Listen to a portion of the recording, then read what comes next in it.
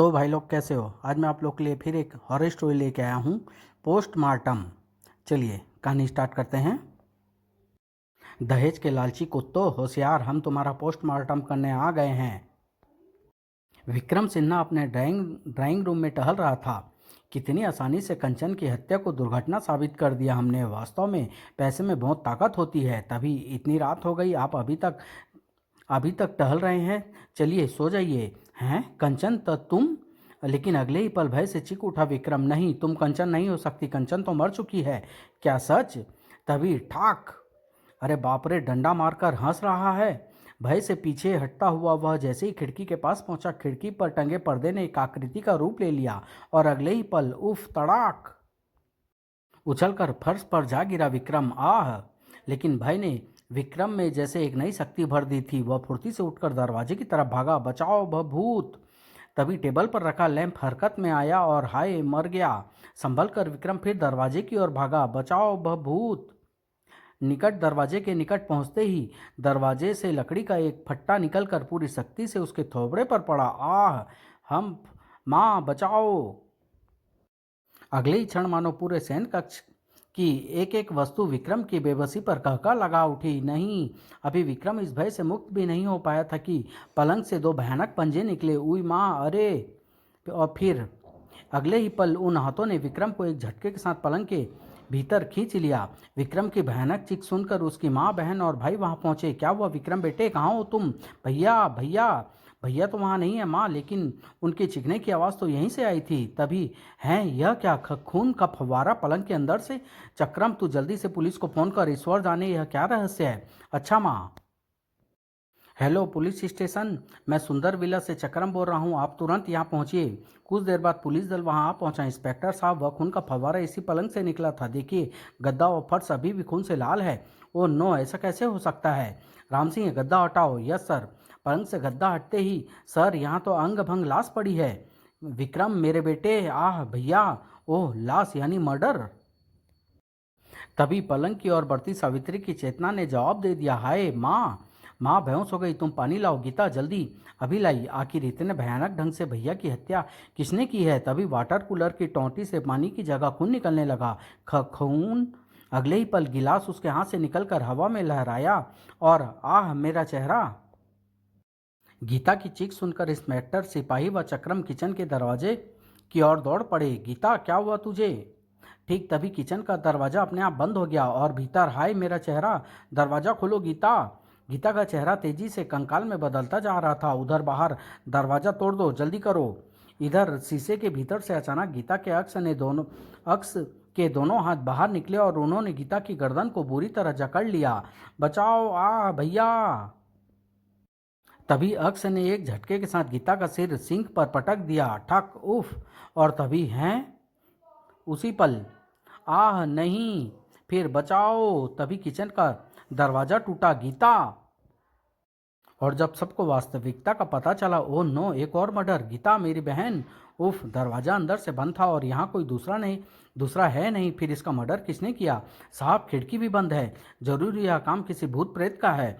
सूचना मिलने के कुछ ही देर बाद वहाँ प्रेस रिपोर्टर तथा फोटोग्राफर आदि भी पहुँच गए और अपना अपना काम करने लगे।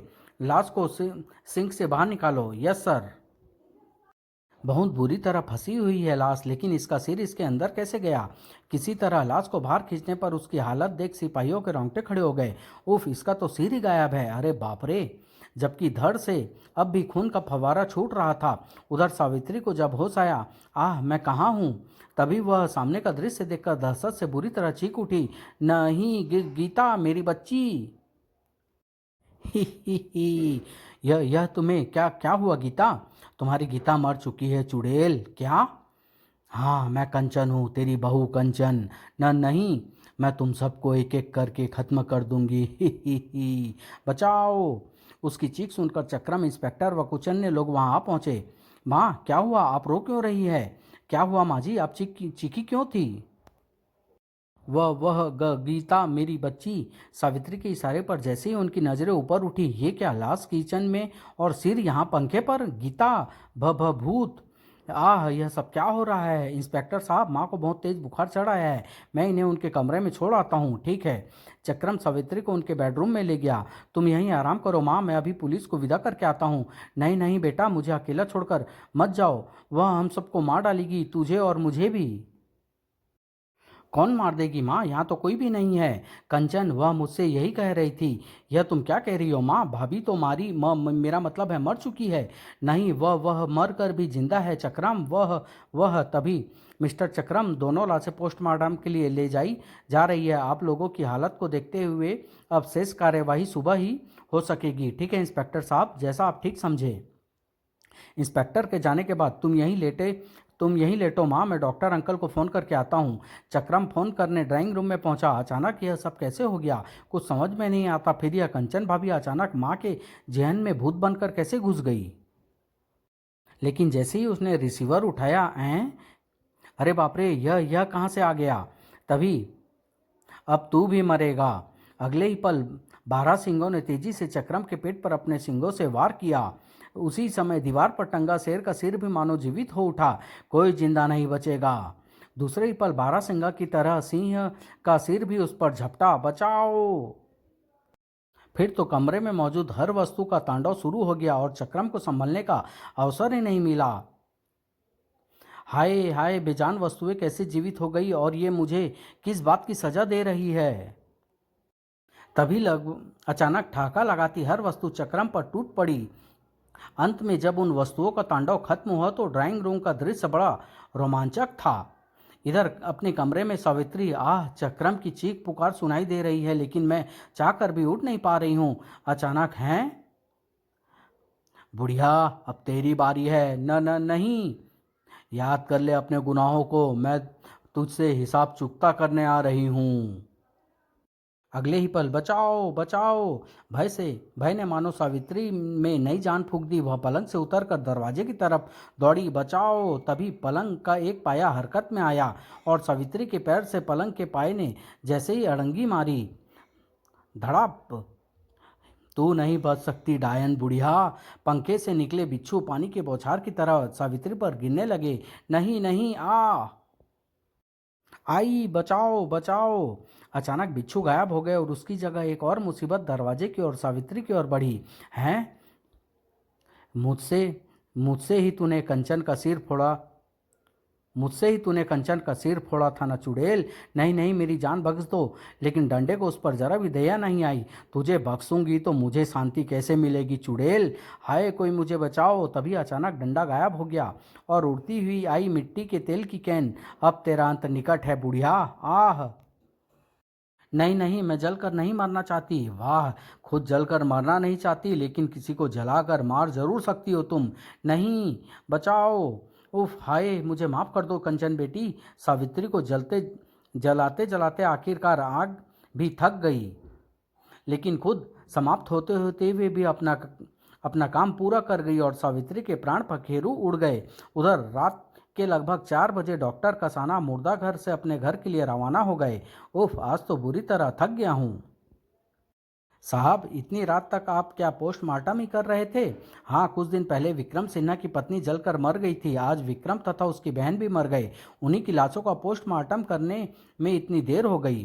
कुछ देर बाद शंकर, गाड़ी गैरेज में खड़ी कर देना। अब मैं शाम से पहले घर से नहीं निकलूंगा। जी साहब। बेचारा विक्रम पत्नी को जलाकर मारने के जुर्म से तो बच गया, किंतु स्वयं को उस अज्ञात कातिल से नहीं बचा पाया। परंतु अपने ड्राइंग रूम में कदम रखते ही मानो उसके पैर फर्श से चिपक गए और वह बुरी तरह चीख उठा। Oh no!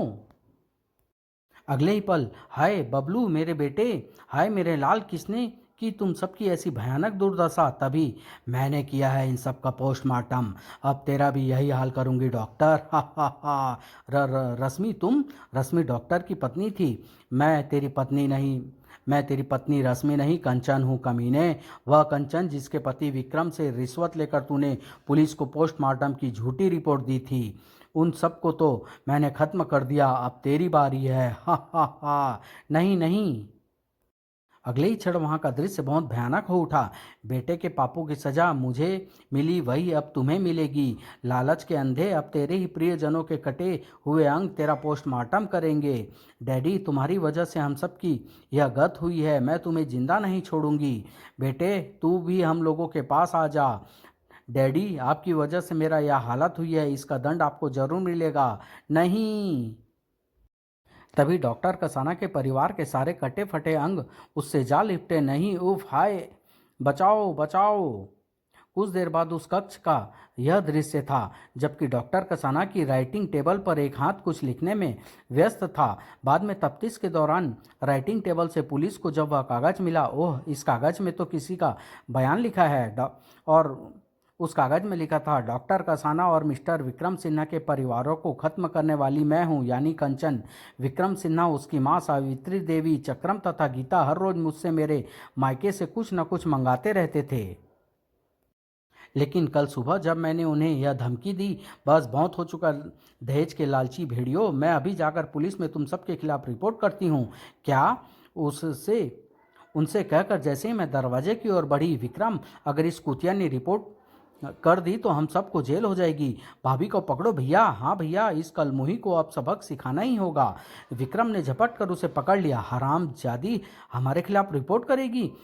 छोड़ दो मुझे। फिर विक्रम ने अपनी माँ, बहन और भाई की सह पाकर मुझे डंडे से इतना मारा, मैं तेरी ऐसी दुर्गति करूंगा कि तू जीवन भर किसी से कुछ नहीं बोल पाएगी। बचाओ। कि तड़ाक, मैं वहीं मर गई। अरे, यह तो मर गई क्या? उफ, अब क्या होगा भैया? पुलिस तो हम सबको हथकड़ी डाल देगी। हाँ भैया, एक दहेज का मामला बनेगा, दूसरा हत्या का। फांसी से कम सजा नहीं होगी हमें। यह तो बहुत बुरा हुआ माँ, अब मैं क्या करूँ माँ? चिंता मत कर बेटा, मैंने इस जंजाल से छुटकारा पाने का एक आसान सा उपाय सोच लिया है, सुन। फिर सावित्री की योजना अनुसार वे मेरी लाश को किचन में ले गए। अब इस पर घासलेट डालकर आग लगा दो, फिर स्वयं ही पुलिस को फोन करके कह दो कि यह स्टोव फटने से जलकर मर गई। लेकिन माँ, जब यहाँ पुलिस आकर छानबीन करेगी और उसे फटा हुआ स्टोव नहीं मिलेगा तो ऊपर मचान पर एक पुराना स्टोव रखा है, उसे लाकर इसके ऊपर डाल दो। आग लगते ही स्टोव स्वयं ही फट जाएगा। वाह मम्मी, तुम्हारे दिमाग का भी जवाब नहीं। यह हुई ना कुछ बात। फिर एक सास ने, एक पति ने, एक देवर और एक ननद ने मिलकर मेरी लाश को बड़ी बेरहमी से योजना अनुसार जला डाला। इस चुड़ैल से हमारा पीछा छूटा। कुछ माह बाद मैं अपने विक्रम की शादी फिर धूमधाम से करूंगी। अब तू जा और पुलिस को फोन कर दे। ठीक है माँ। पुलिस आई, तफ्तीश हुई, फिर बयान हुए। हम लाश ले जा रहे हैं, पोस्टमार्टम होने के बाद शाम को ले आइएगा। ठीक है इंस्पेक्टर साहब, पोस्टमार्टम होगा। पुलिस के जाने के बाद माँ, एक गड़बड़ हो गई। लाश का पोस्टमार्टम करने वाला डॉक्टर यह बात अवश्य जान जाएगा कि कंचन को पहले मारा गया है, फिर वह जलाई गई।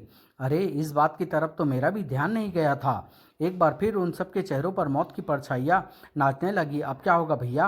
होगा क्या? हम सब पकड़े जाएंगे और लटका दिए जाएंगे फांसी पर। अरे शुभ शुभ बोल पगली, हमें कुछ न कुछ तो करना ही होगा माँ, वरना। ठहरो, मुझे सोचने दो। कुछ सोचने के बाद, सुन, अब केवल यही मार्ग है कि पोस्टमार्टम करने वाले डॉक्टर को खरीद लिया जाए। तुम डॉक्टर से बात करके देखो, अगर बात बन गई तो ठीक, वरना कुछ और सोचेंगे। ठीक है माँ, मैं अभी संबंधित डॉक्टर से मिलता हूँ। संबंधित डॉक्टर के बारे में पता करने के पश्चात विक्रम सीधा मुर्दा घर पहुँचा। मैं शुरू से उन पर नज़र रखी थी। अगर डॉक्टर ने इनकार कर दिया तो मैं इंस्पेक्टर को खरीदने की कोशिश करूँगा। फिर पोस्टमार्टम करने वाले डॉक्टर कसाना के कमरे में, डॉक्टर साहब, मैं एक छोटे से काम के बदले आपको 10,000 रुपये दे सकता हूँ। क्या मतलब? किस काम के बदले आप मुझे यह रकम देना चाहते हैं? आज आपके पास कंचन नामक एक औरत की जली हुई लाश आई होगी। मैं चाहता हूँ आप उसकी पोस्टमार्टम की रिपोर्ट में यही लिखे कि वह स्टोव फटने से ही जलकर मरी है। ओह, पूरा सारा मामला समझकर सुनिए मिस्टर विक्रम, यह कत्ल का मामला है, इसलिए सौदा 10,000 में नहीं 50,000 में पड़ सकता है। मंजूर हो तो बोलो 50,000। सोच लो, एक तरफ तुम सबकी जिंदगी है और दूसरी तरफ सिर्फ 50,000। और फिर मजबूरी में विक्रम सिन्हा ने डॉक्टर कसाना को 50,000 रुपये देकर उससे अपनी मनचाही रिपोर्ट लिखवा ली और शाम को मेरा शरीर लेकर उसका अंतिम संस्कार कर दिया। हाय, यह कमबख्त जाते जाते भी मुझे 50,000 रुपये का चूना लगा गई।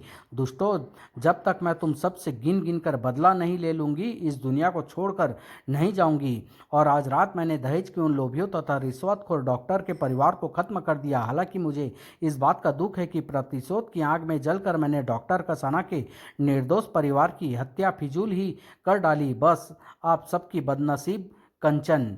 पूरा पत्र पढ़ने के बाद मुझे तो पहले ही शक हो गया था कि यह किसी आत्मा का चक्कर है। क्या हैं? अरे बाप रे, भूत। इंस्पेक्टर साहब, इस कागज़ पर लिखा बयान और लाशों के फोटो अखबार में छपवा देना। साथ ही यह भी छपवाना ना भूलना कि दहेज के लालची भेड़ियों ने अगर अब भी बहुओं को जलाना नहीं छोड़ा तो मरने के बाद मेरी जैसी और भी भव्य आत्मा के रूप में उनके परिवार को खत्म कर डालेगी। चिंता मत करो कंचन बहन, मैं तुम्हारा यह पूरा बयान देश के तमाम अखबारों में छपवाऊंगा। बहुत बुरी मौत मारा है सबको। बाप रे, दहेज मांगने वाले का इतना भयानक अंजाम। हे भगवान, बहू की आत्मा ने इंतकाम लिया। इसका अनुकूल प्रभाव पड़ा लड़कों के माता पिताओं पर। नहीं भाई साहब, हमें शादी में दहेज वहेज कुछ नहीं चाहिए। आहा, हमें तो सिर्फ एक साड़ी में बहू चाहिए। आहा कंचन, तुम धन्य हो। इधर अब मुझे शांति मिली है, अपनी दुनिया में चलूं। प्यारे बच्चों, यह कहानी आपको भी और आपके पूरे परिवार को भी शिक्षा देती है। लालच किसी भी वस्तु का नहीं करना चाहिए। समाप्त।